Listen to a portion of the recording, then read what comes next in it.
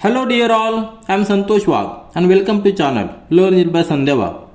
आज आपण पाहणार आहोत क्लास 10 मॅथमॅटिक्स पार्ट 1 मधील प्रॉब्लेम सेट 3 चॅप्टर आहे अरिथमेटिक प्रोग्रेशन. या आधीच्या व्हिडिओमध्ये आपण प्रॉब्लेम सेट 3 मधील क्वेश्चन नंबर 1 पाहिलेला आहे. आता ह्या व्हिडिओमध्ये आपण प्रॉब्लेम सेट 3 मधील question number 2, question number 3, question number 4 आणि क्वेश्चन नंबर 5 पाहणार आहोत. क्वेश्चन नंबर 2 दिलेला आहे, find the fourth term from the and in an arithmetic progression. या प्रोग्रेशन मध्ये -11 -8 -5 -49 म्हणजे ही फायनाइट सिरीज दिलेली आहे. अरिथमेटिक प्रोग्रेशन आपल्याला दिलेलं आहे. आपल्याला काय करायचं आहे, fourth term from the end.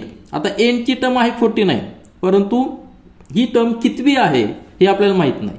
मग fourth term from the end find out करण्यासाठी आपल्याला नंबर ऑफ टर्म्स आधी फाइंड आउट करावे लागतील. ह्या अरिथमेटिक प्रोग्रेशन मध्ये नंबर ऑफ टर्म्स म्हणजे एन, नंबर ऑफ टर्म्स म्हणजे काय, एन आपल्याला फाइंड आउट करावं लागेल. एन फाइंड केल्यानंतर एनचा नंबर फाइंड आउट केल्यानंतर त्यानंतर आपण from the end fourth term कितवी आहे ते आपण कॅल्क्युलेट करू शकतो. आणि ती कॅल्क्युलेट करण्यासाठी आपल्याला टी एनचा फॉर्म्युला आहे, T N is equal to A plus N minus 1 into D.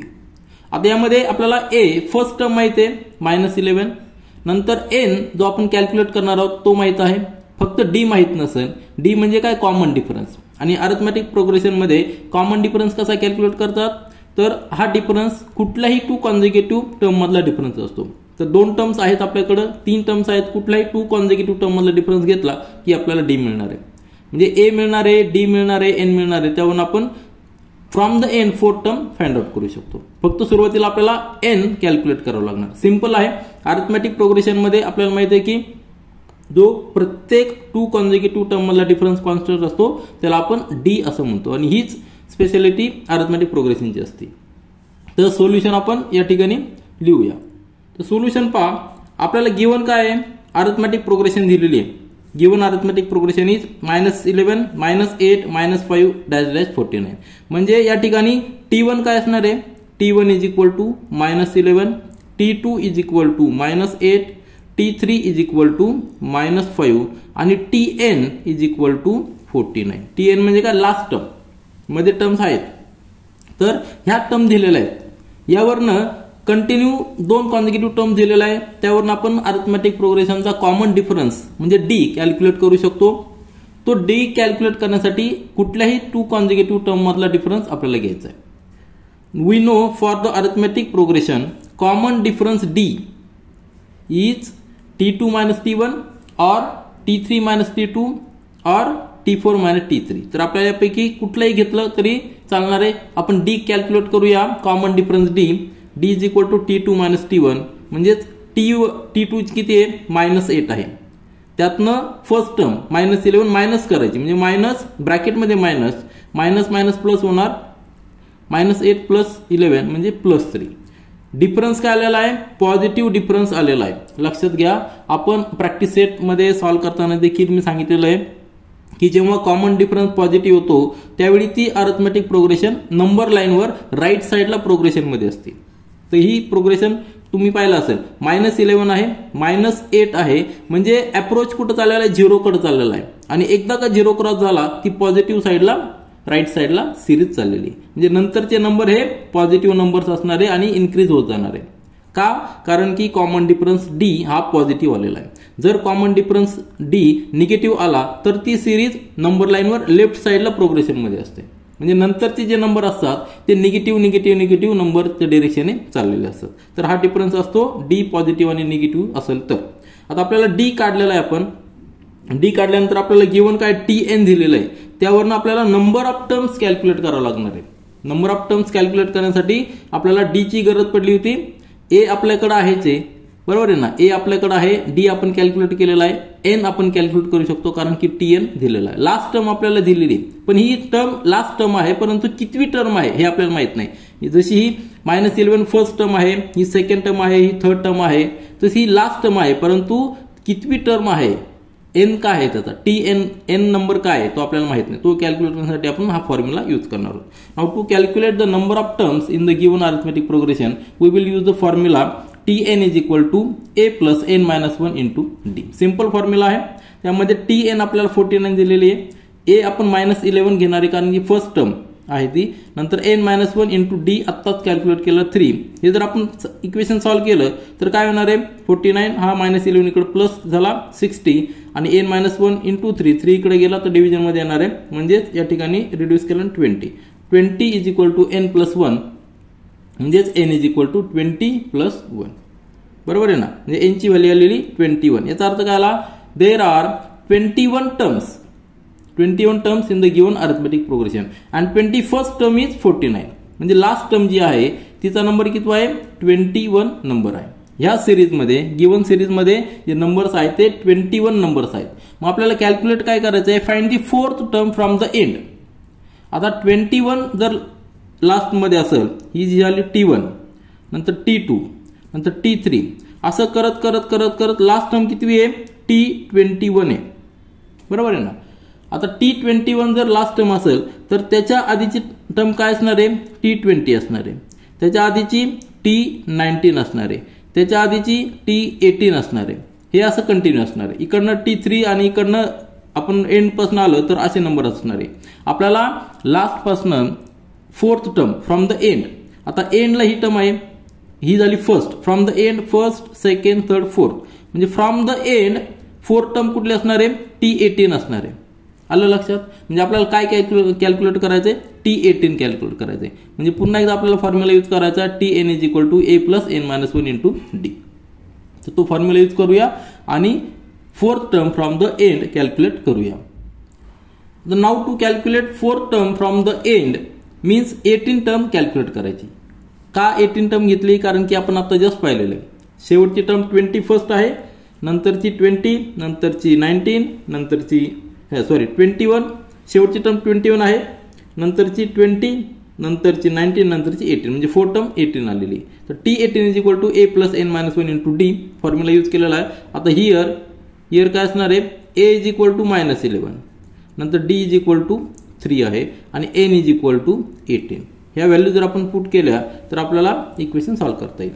-11 plus 18 - 1 म्हणजे 17, d ची व्हॅल्यू 3 म्हणजे -11 इंटू -11 प्लस 51 काय आलेलं आहे 40. म्हणजे आपल्याला 18 टर्म 40 आलेली, which is a 4 term from the end. Answer काय असणार आहे, 4 term from the end for the given arithmetic progression is 40. आणि हे आन्सर आपण फॉर्म्युला यूज करून कॅल्क्युलेट केलेलं आहे. आपण जर मॅन्युअली जरी चेक केलं तर आपल्याला कॅल्क्युलेट करता येईल, कारण की लास्ट टर्म काय दिलेली आपल्याला 49 दिलेली आणि कॉमन डिफरन्स आपण कॅल्क्युलेट केलेला आहे, d इज इक्वल टू 3. म्हणजे 49 मधनं d मायनस करायचे तर आपल्याला त्याच्या आधीची टर्म मिळणार आहे. आता लक्षात घ्या, d पॉझिटिव्ह आहे म्हणजे नंतरच्या टर्म मोठ्या पाहिजे.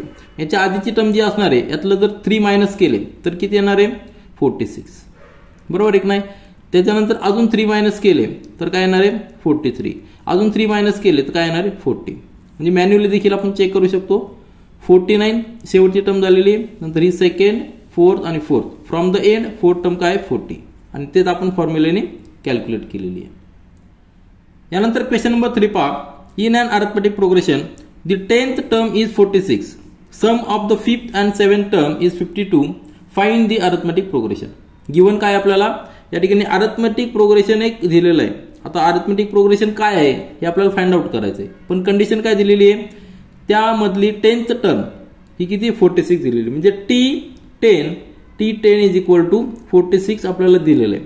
त्यानंतर अजून काय दिलेलं आहे, sum of the 5th term म्हणजे T5 प्लस T7 किती दिलेली आहे 52 आणि आपल्याला फाइंड आउट करायची फाइंड द अरिथमेटिक प्रोग्रेशन. आता ह्या 2 कंडिशन दिलेल्या आहेत फक्त, बाकी आपल्याकडे काहीच नाही. म्हणजे आपल्याला फर्स्ट टर्म a माहित नाही, त्याच्यानंतर कॉमन डिफरन्स d माहित नाही आणि नंबर ऑफ टर्म्स ज्या आहेत त्या नंबर ऑफ टर्म्स देखील आपल्याला माहित नाही. परंतु ह्या सगळ्या 2 कंडिशनवरून आपण हे सगळं कॅल्क्युलेट करू शकतो. फॉर्म्युला आपल्याला यूज करायचा आहे Tn is equal to a plus into bracket n-1 into D. हा सिंपल फॉर्म्युला आहे.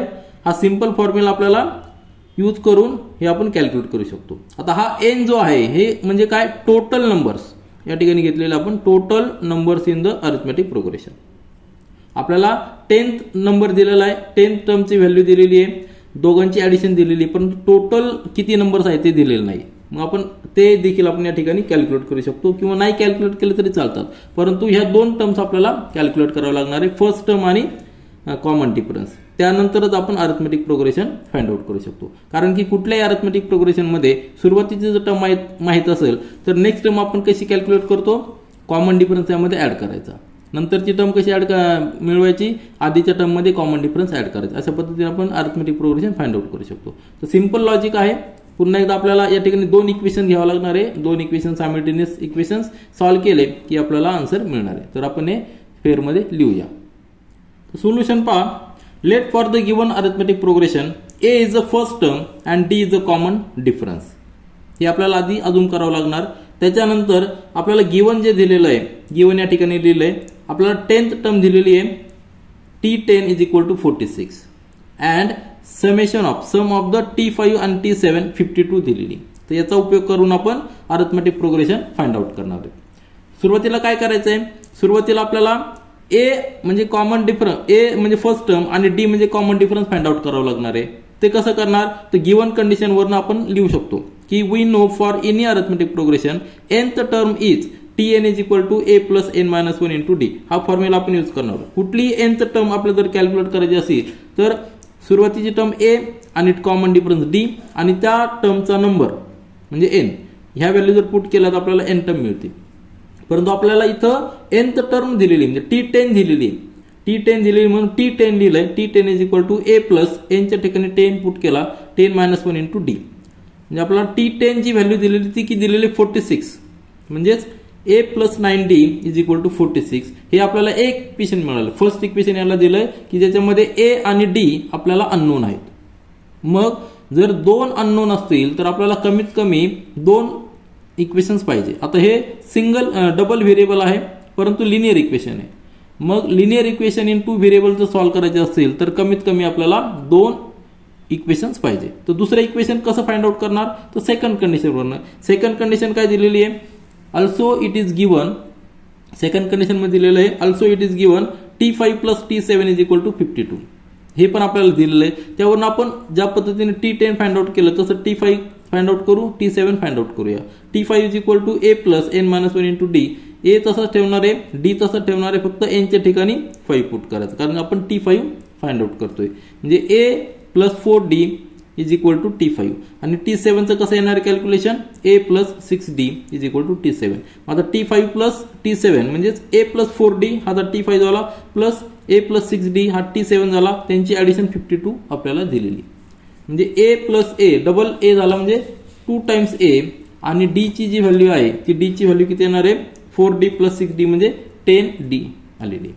म्हणजे 2a plus 10d is equal to 52. 2 common घेतला या ठिकाणी राहणार आहे a plus 5d is equal to 52.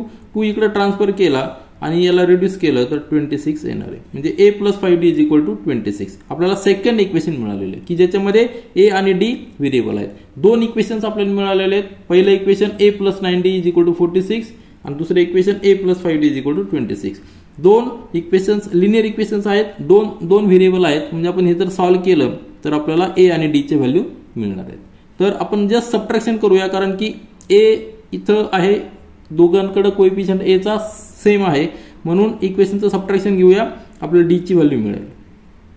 पुन्हा एकदा 2 इक्वेशन्स आपल्याला जे भेटलेत या ठिकाणी लिहिलेले आहेत a plus 9d is equal to 46, a plus 5d is equal to 26. आपल्याला सबट्रॅक्शन घ्यायचे. Subtract equation second from 1, a plus 9d is equal to 46. त्यातून सबट्रॅक्ट करायचं आपल्याला a plus 5d is equal to 26.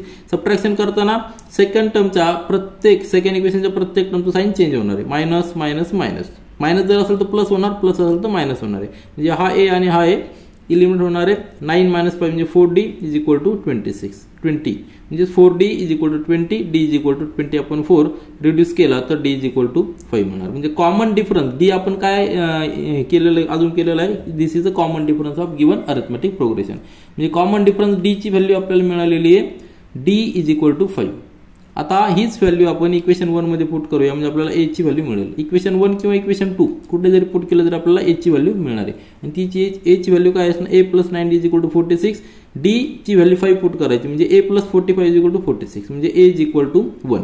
आपल्याला फर्स्ट टर्म देखील मिळालेली.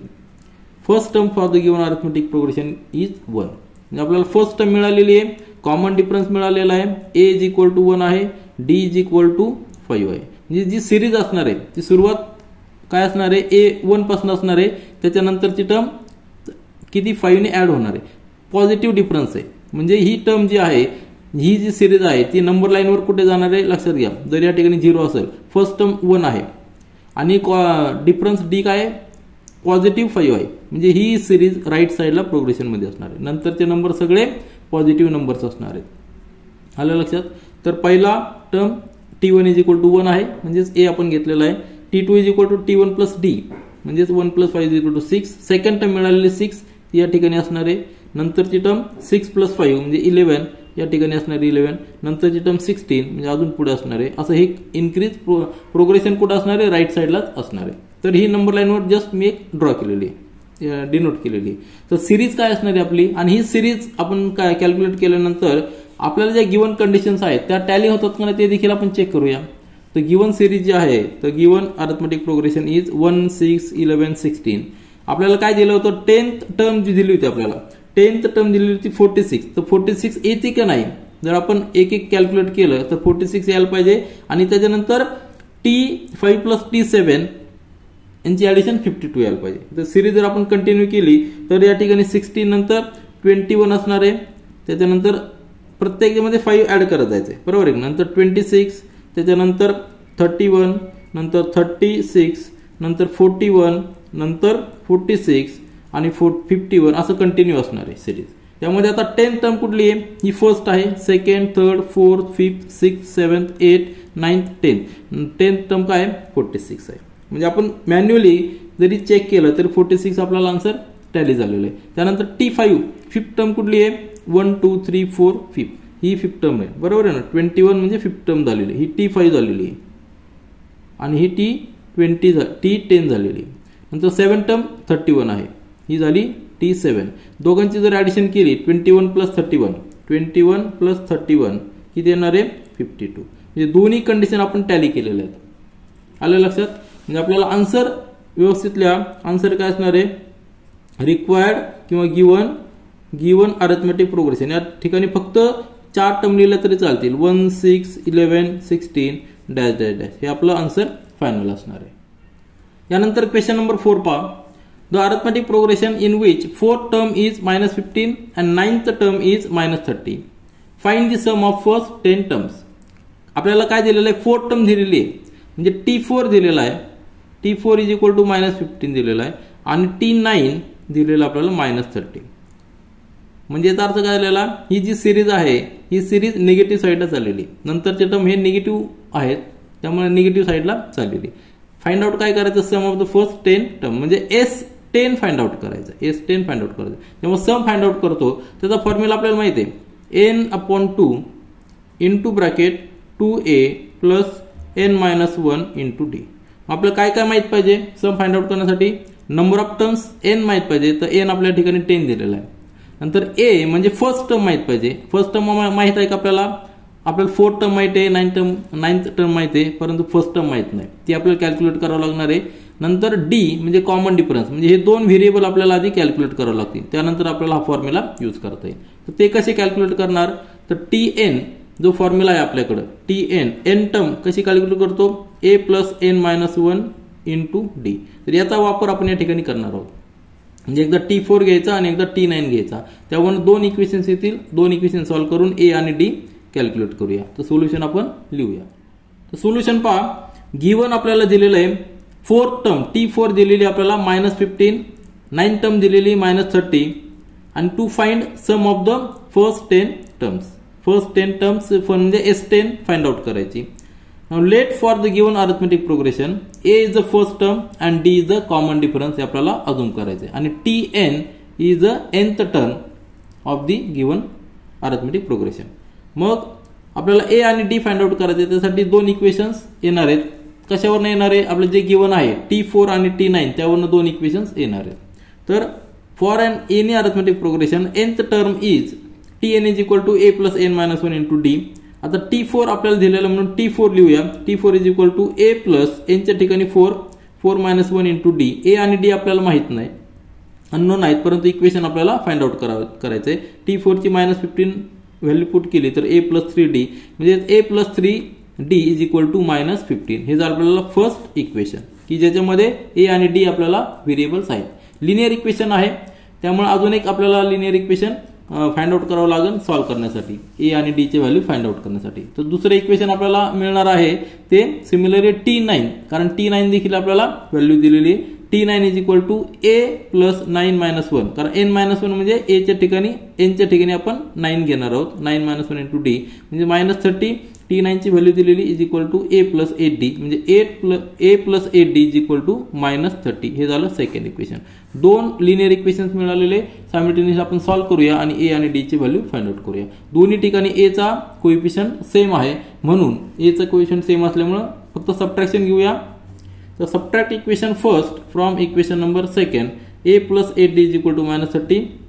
त्यातनं subtraction करायचं a plus 3d is equal to minus 15. Subtraction करताना सेकंड इक्वेशनच्या प्रत्येक टर्मचं साइन चेंज करायचे, म्हणजे मायनस a प्लस a चं मायनस होणार आहे, प्लस 3d चं मायनस होणार आहे, मायनस 15 चं प्लस 15 होणार आहे. हे लक्षात घ्या. हा a आणि हा a इलिमिनेट होणार आहे. 8 मायनस 3 5d मायनस 30 प्लस 15 म्हणजे मायनस 15 आलेलं आहे. म्हणजे 5d is equal to minus 15, d is equal to minus 15 upon 3, reduce केल्यानंतर d is equal to minus 3. लक्षात घ्या, कॉमन डिफरन्स हा निगेटिव्ह आलेला आहे. जेव्हा कॉमन डिफरन्स निगेटिव्ह येतो त्यावेळी ती सिरीज नंबर लाईनवर लेफ्ट साईडला प्रोग्रेशन मध्ये असते.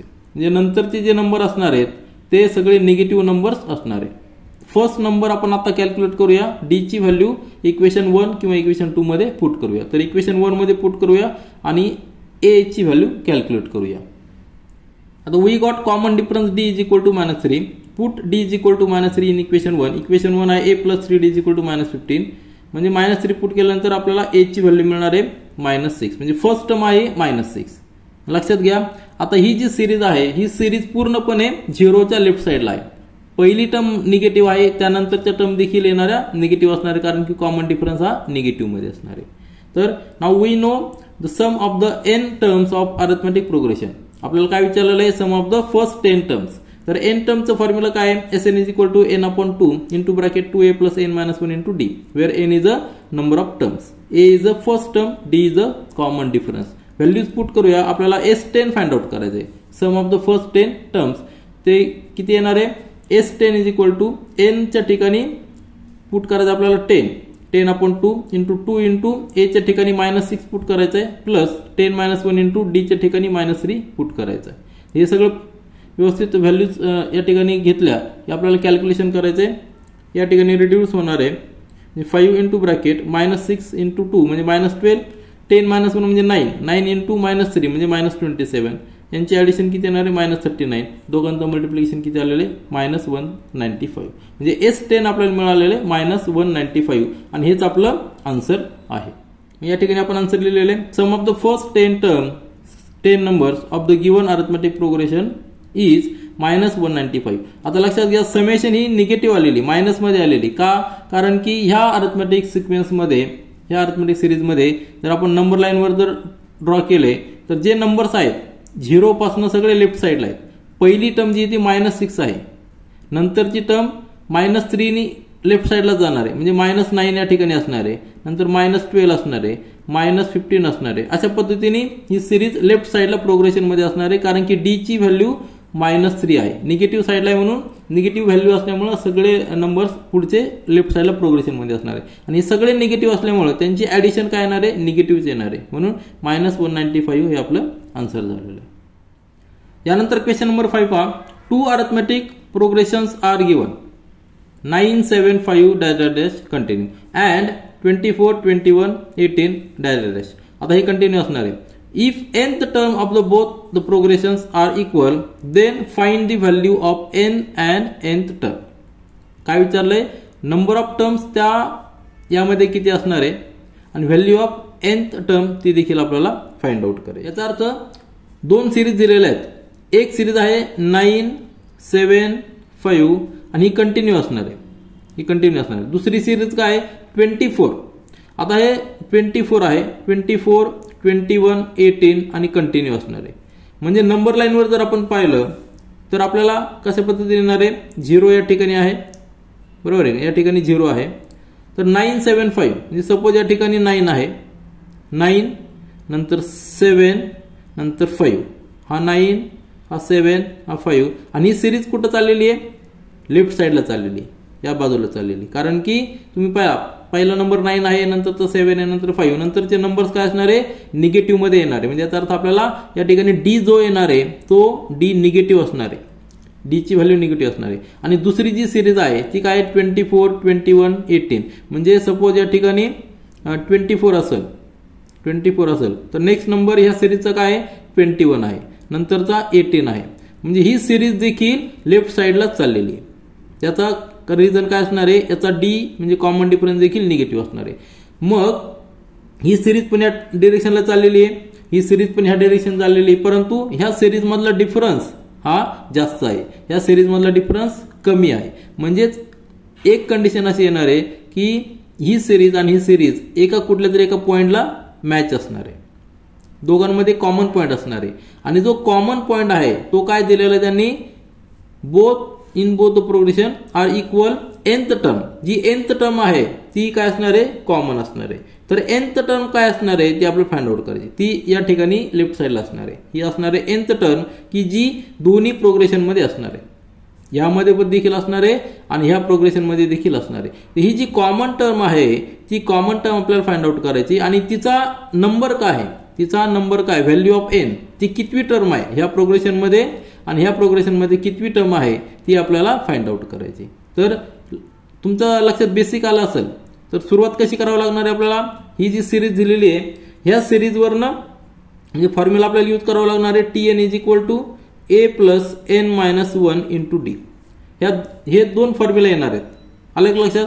तर tn जो आहे हा tn म्हणजे ह्या tn ह्या सिरीजमध्ये पहिल्या सिरीजमध्ये आणि दुसऱ्या सिरीजमध्ये सेम असणार आहे. तुमच्या लक्षात येते ना, tn ची व्हॅल्यू जी आहे, tn ची व्हॅल्यू आपण ह्या सिरीजवरनं काढली, तीच व्हॅल्यू ह्या सिरीजवरनं देखील मॅच व्हायला पाहिजे. दोन्ही आपल्याला कम्पेअर करून value of n find out करावं लागणार आहे. तर आपण फेअरमध्ये लिहूया आणि पुन्हा एकदा डिस्कशन करूया.